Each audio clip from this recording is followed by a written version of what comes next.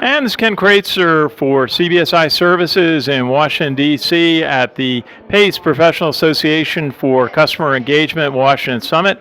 And I have a chance to talk with one of the leaders of this organization, Ken Sponsler, the Vice President General Manager of Compliance Point. And Ken, interesting meeting. The key focus has been this Federal Communications Commission ruling that came out in July that reaffirmed, if not made more difficult, a lot of the aspects of communicating with customers.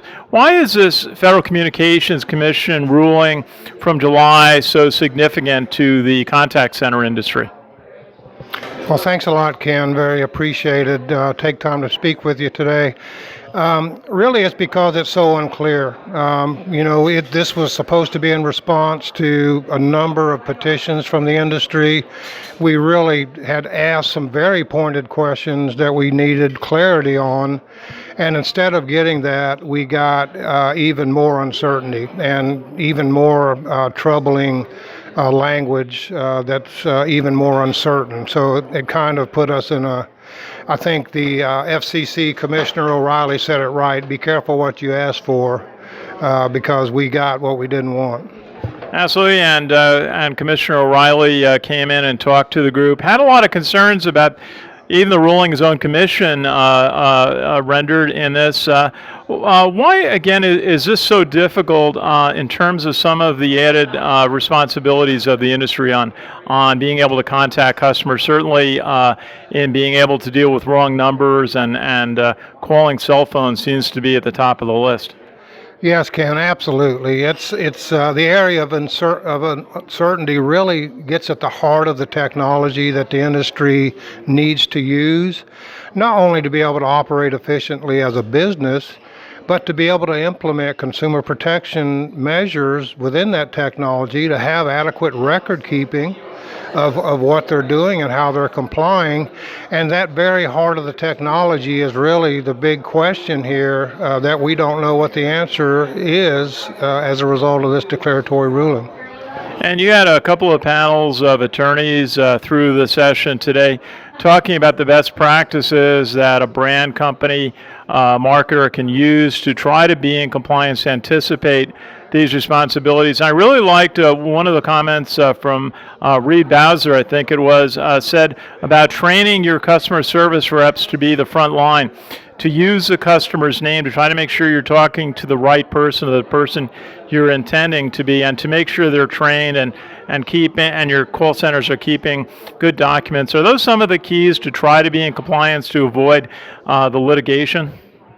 Well, you may not avoid a litigation, Ken, but I think that talk you're referring to is really indicative of how great this day was for PACE and for the conference attendees. You know, we started out this morning really with the horse's mouth, the FCC Commissioner O'Reilly telling us exactly what went on, the result of what happened in the declaratory ruling, kind of where we're going from here. So we started at that level, and then through the day we transitioned with other very powerful, knowledgeable lawyers that are expert in the industry and other speakers, down to where we saw the Reed Hauser and Nick Whistler talk about the operational aspects. So we started at the very top level and explored this issue all day, right down to the operational nuts and bolts that you're referring to. And Ken, if you would, just mention a little bit about PACE, the Professional Association for Customer Engagement, who organized this meeting today. What are some of the different roles and different activities of the organization? Well, Ken, PACE is highly focused on advocacy for this entire industry. And, you know, recently we've expanded beyond the call center, the contact center, or the telephone. We're really about customer engagement, and that includes any way that you contact customers. One of the big pillars of this organization is what we call compliance. It's one of the four pillars, and we have so much to offer to our members companies in terms of compliance. We're very proud to have kicked off our compliance, our customer engagement compliance officer program, a certification program for a professional certification of a compliance officer. Is very thorough, and we started today with our our first 17 candidates. They're all testing tomorrow morning, and I know they're all excited about being recognized as a certified compliance officer in customer engagement. And Ken Sponsler, tell us a little bit about your company, if you would. Thanks for that, Ken. Compliance Point, we're a subsidiary of Possible Now. We've been a long supporter of PACE. I have served on the board now for 3 years. We're heavily involved in the leadership here at PACE, to include the self-regulatory organization and the compliance officer certification.